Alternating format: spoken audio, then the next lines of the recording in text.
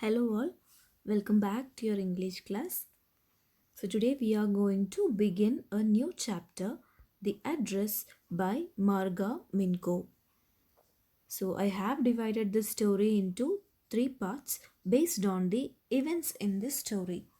So this story is a touching account of a girl who goes in search of her mother's belongings after the Second World War in Holland.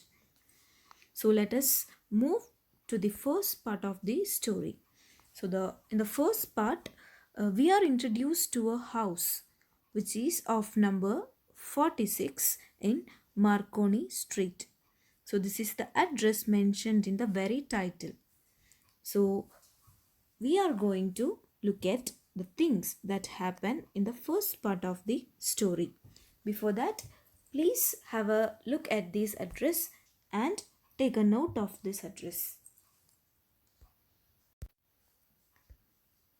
So, in the beginning of this story, the narrator or the author Marga Minco, she knocks at the door of a house.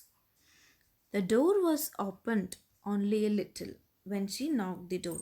So she asked the owner if she knew her. The narrator told her that she was Mrs. S. daughter. So we are introduced to three characters in the very first scene. The first one is the narrator who is going to house number 46 in Marconi Street. So she introduces herself as Mrs. S. daughter, and the person who is opening the door is one Mrs. Darling. Note down these names. These are the three important characters in this story. So the narrator introduces herself as Mrs. S. daughter, but the owner of the house, Mrs. Darling, denied knowing her. Mrs. Darling's face gave absolutely no sign of recognition, and she kept staring at her without speaking any word. So the narrator thought that perhaps she was mistaken and had rung the wrong bell. Then the narrator or Marga Minko got a glimpse of her mother's green knitted cardigan. You can see the image of a cardigan on screen. So she can see that green knitted cardigan which Mrs. Darling is wearing. So this confirmed to her that she had reached the correct address. Even after confirmation, Mrs. Darling excused herself by saying that she could not talk to the girl that day and she should come again later. Then she shamelessly closed the door. The narrator stood there for some time on the steps, even after the door closed. Someone was watching her from the bay window. So the narrator could see that somebody was watching her through the window. The girl presumed that someone other than Mrs. Darling must be watching her. So this is how the first part ends. In the first part, you are introduced to three characters: Marga Minko or the narrator, Mrs. S, and Mrs. Darling. So the place or the setting of the first part is house number 46 in Marconi Street. I hope the first part is clear. Moving on to the second part. In the second part of the story,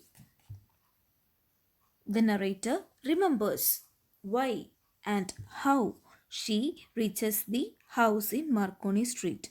Let us move on and find out the reasons.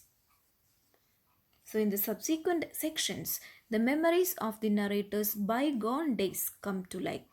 So, she is able to remember the things that happened in the past. So, she remembers how her mother had provided the address years ago during the war.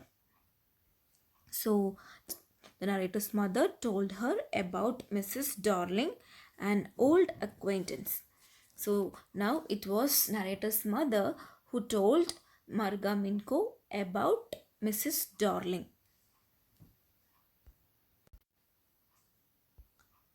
She also informed that every time when Mrs. Darling came, she took something home with her.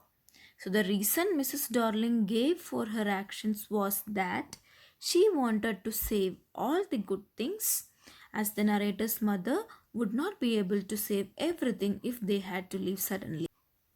Now have a look at this image, children. So the characters in this picture are Mrs. Darling and Mrs. S. Just see how Mrs. Darling is convincing Mrs. S about keeping everything safely.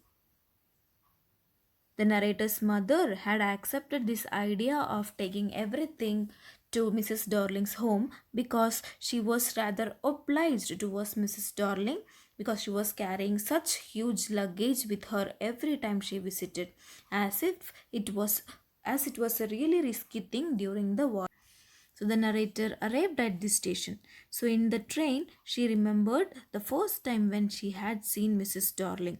So it was the morning after the day her mother had told her about Mrs. Darling. She was wearing a brown coat and a shapeless hat then. The narrator had asked from her mother if she lived far away, as she was carrying a heavy case. Her mother told her that Mrs. Darling lived at house number 46 Marconi Street. So the mother introduces Mrs. Darling to the narrator or Marga Minco. So it was then that the narrator remembered the address. She waited long time to go there. So initially after the war was over, she was not interested in all their belongings lying with Mrs. Darling. Then why? Why did she go back to get her belongings? The reason is that it belonged to her dead mother. And one day she became curious to know about all the possessions. So that is the reason why the narrator is going back to get all her belongings. So I hope it is clear. In the next module, we shall find out whether the narrator is able to get back her things. Thank you all.